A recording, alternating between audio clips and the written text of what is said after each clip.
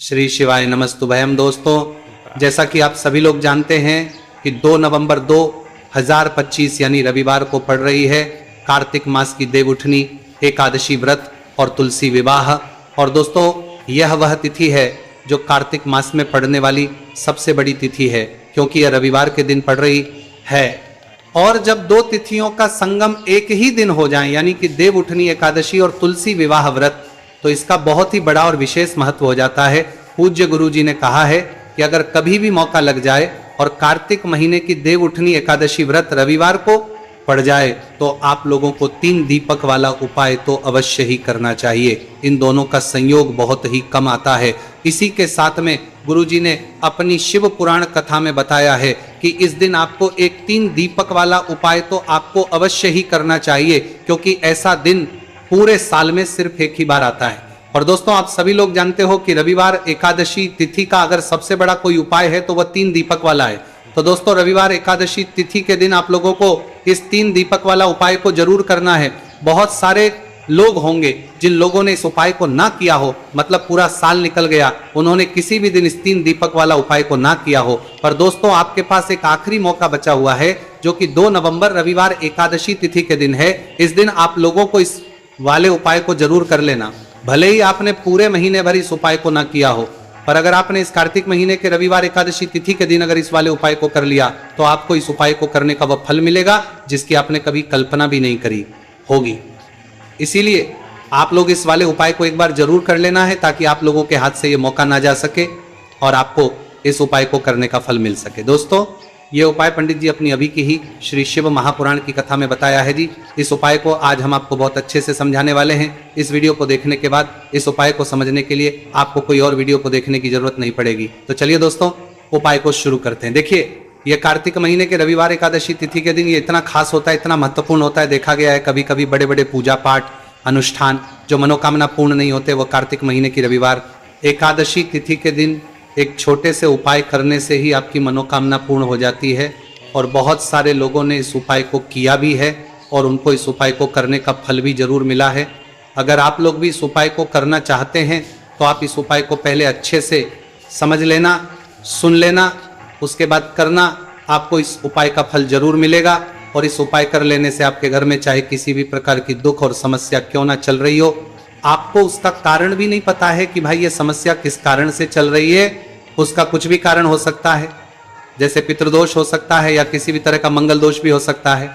तो इस दिन आप लोगों को ये वाला उपाय कर लेना है। ये एक ऐसा उपाय है जिस उपाय को अगर किसी विशेष दिन पर किया जाए तो भाई उस विशेष दिन का जो है वो तो हमें मिलता ही मिलता है, पर हमने उस दिन पर इस उपाय को किया है तो हमें उससे भी बड़ा फल मिलता है, और फल बहुत जल्दी मिलता है, क्योंकि आप इस उपाय को बहुत ही बड़े और विशेष दिन पर कर रहे हो। तो चलिए अब उपाय के बारे में बात करते हैं, लेकिन उससे पहले आप लोगों को यह जानना आवश्यक है कि आखिर ये उपाय किस समय करना है, किसको करना है और कैसे करना है।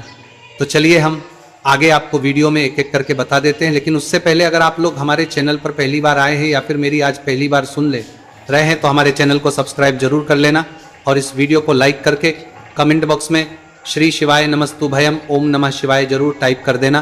तो दोस्तों, इस 3 दीपक वाला उपाय को हमें इस रविवार एकादशी तिथि के दिन कैसे करना है, किसको करना है, किस समय करना है और कहाँ पर करना है, ये सारे सवालों के जवाब आपको इस वीडियो में मिल जाएंगे। और जो ये वीडियो देखेगा भाई उसको 3 दीपक वाला उपाय करना चाहिए, क्योंकि इस दिन 3 दीपक वाला उपाय का भी बहुत ही बड़ा और विशेष महत्व होता है। और जब बात आ जाए 3 दीपक वाला उपाय की तो ये सोने पे सुहागा वाली बात हो जाती है, और ये एक बहुत ही बड़ा उपाय हो जाता है इस रविवार एकादशी तिथि का। तो अब दोस्तों, इस 3 दीपक वाला उपाय को आखिर करना किसको है, सबसे पहले हम लोग वह बात जान लेते हैं। तो देखो, घर की जो बड़ी माताएं बहनें होती हैं, उन माताओं बहनों में से कोई एक बड़ी माता बहन इस वाले उपाय को कर सकती है। और दोस्तों, अगर आप चाहें तो अपने घर में से सभी सदस्यों को भी इस उपाय को करवा सकते हैं। अगर किसी व्यक्ति की खुद की कोई मनोकामना है, खुद की कोई दुख और परेशानी है जो कि वो अपने लिए ही करना चाहता है, इस वाले उपाय को तो वो खुद अपने लिए भी कर सकता है। बाकी अगर कोई घर में से ऐसा है जो कि अपने पूरे घर परिवार की सुख और शांति के लिए यह वाला उपाय करना चाहता है, भाई वो भी कर सकता है, उसमें भी कोई दिक्कत वाली बात नहीं है। कहने का मतलब यह है कि इस उपाय को हर एक सदस्य भी कर सकता है, और पूरे घर परिवार के सदस्य के लिए, घर की बड़ी माताओं बहनों में से कोई एक माता बहन भी कर सकती है। माताएं बहनें अगर घर में उपस्थित ना हो या वह ये वाला उपाय ना कर पा रही हो तो फिर घर का कोई बड़ा सदस्य भी इस 3 दीपक वाला उपाय को कर सकता है, चाहे फिर वो पुरुष ही क्यों ना हो, उसमें भी दिक्कत वाली बात नहीं है। उसके बाद में दोस्तों जो अगला प्रश्न निकल कर आता है वो ये आता है, इस उपाय को लेकर के आखिर इस उपाय को हमें किस समय करना है, सुबह के समय करना है कि शाम के समय करना है। तो देखो इस वाले उपाय को आप लोग सुबह के समय भी कर सकते हो और शाम के समय प्रदोष काल में भी कर सकते हो। अब अगर आप पूछो कि भाई सबसे उत्तम समय कौन सा रहेगा इस 3 दीपक वाला उपाय को करने का, तो हम आपसे बस यही कहें कि इस उपाय को आप सुबह के समय करेंगे तो ज्यादा बेहतर होगा। बाकी अगर प्रदोष काल शाम के समय भी करेंगे तो भी अच्छा होगा, उसमें कोई भी दिक्कत वाली बात नहीं। तो अब दोस्तों जो अगली सबसे बड़ी और महत्वपूर्ण बात आती है वो ये आती है कि सुबह अगर हम उपाय को करेंगे तो हमें कितने बजे से लेकर कितने बजे तक के बीच में करना है, और शाम के समय प्रदोष काल में करेंगे तो हमें कितने बजे से लेकर कितने बजे के बीच में करना है। तो देखो सुबह जितनी जल्दी हो सके आप उपाय को करने की कोशिश करना। बाकी अगर किसी कारणवश लेट भी हो जाओ, थोड़ी देर भी हो जाए, तो 10 या 11 बजे तक भी आप उपाय कर लेना, पर 12 बजे से ज़्यादा देरी ना हो, ठीक है, इस बात का ध्यान रखना। उसके बाद में दोस्तों अगर शाम के समय प्रदोष काल की बात करें, प्रदोष काल का जो समय है होता है वो शाम के 6 बजे से शुरू हो जाता है। मतलब शाम के 6 बजे से लेकर 7 बजे के बीच का जो समय होता है, समय प्रदोष काल का समय होता है। तो आप इस उपाय को 7 या 8 बजे के बीच में भी कर सकते हो। मतलब शाम के 6 बजे से रात 8 बजे के बीच में आप कभी भी इस वाले उपाय को कर सकते हो, उसमें कोई भी दिक्कत वाली बात नहीं है। देखिए आज के इस पूरे वीडियो में हम 3 महा उपायों के बारे में जानेंगे जो कि आपकी अलग अलग मनोकामना की पूर्ति के लिए होने वाले हैं। देखिए इन उपायों के माध्यम से आपके जीवन में जो धन से जुड़ी समस्या है वह सभी दूर, नौकरी प्राप्ति में यदि आपको समस्या आ रही है, व्यापार अच्छे से नहीं चल पा रहा है, और साथ ही साथ जीवन की समस्त समस्याओं को दूर करने के लिए आपको यह चमत्कारी उपाय करने। चलिए दोस्तों जान लेते हैं पहले महा उपाय के बारे में। देखिए दोस्तों यदि आपकी ऐसी कोई भी मनोकामना जो परिपूर्ण नहीं हो पा रही है, आप उपाय कर कर के थक चुके हैं, लेकिन आपको ऐसा लगने लगा है कि महादेव आपकी सुन ही नहीं रहे हैं, या फिर आपके घर में धन को लेकर बहुत ही अधिक समस्या है, और यदि आप चाहते कि घर में हमेशा सुख समृद्धि बनी रहे, देखिए दोस्तों इस उपाय को करने के लिए सबसे पहले तो आपको एक पीपल का पत्ता लेना होगा। देखिए देवउठनी एकादशी व्रत का दिन है, तो आप इस दिन पीपल का पत्ता पीपल के वृक्ष से तोड़ सकते हैं, और साथ ही साथ रविवार के दिन और साथ ही साथ देवउठनी एकादशी व्रत के इस महासहयोग में यदि आप इस उपाय को करते हैं तो इस उपाय का आपको 4 गुना फल प्राप्त होने वाला है। तो सबसे पहले तो आपको एक पीपल का पत्ता लेना, इसी के साथ में आपको मात्र थोड़ा सा शहद लेना है, इसी के साथ में आपको 7 यानी कि 7 अक्षर के दाने लेना है जो कहीं से भी टूटे हुए खंडित नहीं होने चाहिए। इसी के साथ में आपको लेने होंगे एक चुटकी काले तिल। काले तिल आप 11 भी ले सकते हैं, 21 भी ले सकते हैं, 51 भी ले सकते हैं, जितने भी आपके पास है उतने ले सकते हैं। देखिए दोस्तों आपके पास जो पीपल का पत्ता है, सबसे पहले तो उस पीपल के पत्ते पर आपको शहद की 7 बिंदियां लगानी है। देखिए गुरुजी यहाँ पर एक विशेष जानकारी दी है कि जब भी आप ये 7 बिंदियां लगाएंगे तो आपको अपनी जो भी विशेष मनोकामना है उसे मन में सोचते रहना है। अब दोस्तों आपके पास जो 7 चावल के दाने हैं उन्हें आपको उसी पीपल के पत्ते के ऊपर रख देना है। देखिए दोस्तों जब आप 7 चावल के दाने पीपल के पत्ते पर रखेंगे तो आपको अपना नाम और अपनी गोत्र को मन में बोलना है। अब इसी पीपल के पत्ते के ऊपर आपके पास जो एक चुटकी काले तिल है उसे भी आपको रख देना है। अब इस पीपल के पत्ते को दोनों हाथों में रख करके आपका जो पूरा घर ही, घर के प्रत्येक कोने में, प्रत्येक कमरे में इस पीपल के पत्ते को लेकर के आपको घूम जाना है। केवल बाथरूम और शौचालय को छोड़ करके सभी कमरे में घूम जाना है। आपको लगातार ओम नमः शिवाय या फिर श्री शिवाय नमस्तुभयम इस मंत्र का जाप करते रहना है। अब दोस्तों इस पीपल के पत्ते को लेकर के सीधे आपको पहुंच जाना है किसी भी बहते हुए जल में, सरोवर के पास, वहां पर अपना नाम और अपनी गोत्र को बोलते हुए और अपनी जो विशेष मनोकामना है उसे बोलते हुए इस पीपल के पत्ते को आपको जल में प्रवाहित कर देना है। देखिए दोस्तों गुरुदेव ने बताया है कि यदि आपके घर के आसपास कोई भी नदी, तालाब, सरोवर नहीं है तो इस पीपल के पत्ते को आप पीपल के वृक्ष के नीचे या फिर बेलपत्र के वृक्ष के नीचे भी रख करके आ सकते हैं। वहाँ पर भी आपको अपना नाम और अपनी गोत्र बोलना है और अपनी मनोकामना को बोलते हुए वापस आपको अपने घर आ जाना है।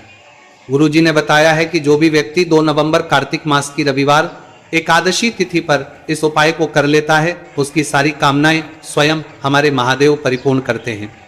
अब दोस्तों हम जान लेते हैं दूसरे विशेष उपाय के बारे में। देखिए, इस उपाय के माध्यम से आपके घर में सुख, शांति, समृद्धि और धन संपदा हमेशा बढ़ती रहेगी। आपका जो दुर्भाग्य है वह दूर होगा। माता लक्ष्मी हमेशा आपसे प्रसन्न रहेगी।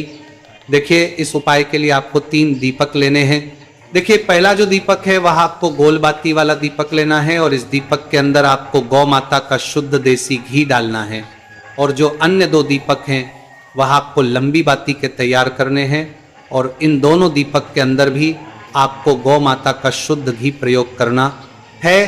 तो एक दीपक आपको गोल बाती का तैयार करना है, 2 दीपक आपको लंबी बाती के तैयार करने हैं। देखिए, गुरुदेव ने एक जानकारी दी है कि यदि जो आप लंबी बाती के 2 दीपक है उन्हें आटे के बनाते हैं तो इसका फल आपको 6 गुना प्राप्त होता है। अगर आप आटे का दीपक नहीं बना सकते हैं तो मिट्टी के दीपक ले सकते हैं, लेकिन गुरुजी ने बताया है कि आग का दीपक बनाएंगे तो आपको इसका 4 गुना फल प्राप्त होगा। अब दोस्तों, इन दीपक को आपको प्रज्वलित नहीं करना है। तीनों दीपक को सबसे पहले तो आपको लेकर के पहुंच जाना है इस 2 नवंबर कार्तिक मास रविवार एकादशी तिथि पर बेलपत्र के वृक्ष के नीचे। अब जो आपके पास गोलबाती का दीपक है, सबसे पहले तो उसे आपको बेलपत्र के वृक्ष के नीचे प्रज्वलित करना है। दीपक के नीचे आपको आसन के रूप में चावल के दाने रख देना है। तो पहला गोल बाती का दीपक आपको बेलपत्र के वृक्ष के नीचे प्रज्वलित करना है। अब जो 2 दीपक बचे हुए हैं उन्हें आपको अपने घर पर लेकर के आना है। घर में जब भी आप प्रवेश करेंगे तो आपके सीधे तरफ आपको जो लंबी बाती का दीपक है इसे प्रज्वलित करना है, यानी कि मुख्य द्वार में जब भी आप प्रवेश करते हैं तो आपके सीधे हाथ की तरफ लंबी बाती का दीपक आपको प्रज्वलित करना है। इस दीपक के नीचे भी आपको आसन के रूप में कुछ ना कुछ अवश्य लगाना है। और तीसरा जो लंबी बाती का दीपक है उसे आपको अपने घर के मंदिर में माता लक्ष्मी के सामने प्रज्वलित कर देना है। ध्यान रखना, दीपक की जो बत्ती है उसका मुख आपको उत्तर दिशा की रखना है। गुरुदेव ने बताया है कि जब भी आप तीनों दीपक को प्रज्वलित करेंगे तो उनमें आपको एक कमल गट्टा भी डालना है। देखिए, इस उपाय का महत्व क्या है। जब भी आप बेलपत्र के वृक्ष के नीचे एक दीपक प्रज्वलित करेंगे तो वहां पर माता लक्ष्मी का निवास होता है। और दूसरा दीपक जो आप अपने घर के मुख्य द्वार पर लगाएंगे तो माता लक्ष्मी आपके मुख्य द्वार तक आएंगी। और जब भी आप तीसरा दीपक प्रज्वलित करते हैं तो माता लक्ष्मी आपके घर के मंदिर में निवास करती है। तो इस प्रकार से आपको यह विशेष उपाय भी करना है। हम जान लेते हैं तीसरे महा उपाय के बारे में। देखिए, इस उपाय के माध्यम से भी आपकी मनोकामना पूर्ति होने वाली है। देखिए, इस उपाय के अंतर्गत यदि आप अपना घर खरीदना चाहते हैं या फिर यदि आप अपने जीवन में मनचाहे वर्ग की प्राप्ति करना चाहते हैं या फिर यदि आप मनचाही नौकरी की प्राप्ति करना चाहते हैं तो ऐसी मनोकामनाएं को परिपूर्ण करने के लिए आपको यह उपाय करना चाहिए। देखिए, इस उपाय का फल आप 4 गुना प्राप्त होने वाला है क्योंकि कल देवउठनी एकादशी व्रत है। देखिए, इस उपाय के लिए मात्र आपको एक लोटा शुद्ध जल लेना है तांबे के पात्र के अंदर अपने घर से। अब दोस्तों, इसी के साथ में आपको मात्र एक चुटकी हल्दी लेनी है। इसी के साथ में आपको लेना होगा एक चावल यानी कि अक्षत का दाना। चावल का दाना कहीं से भी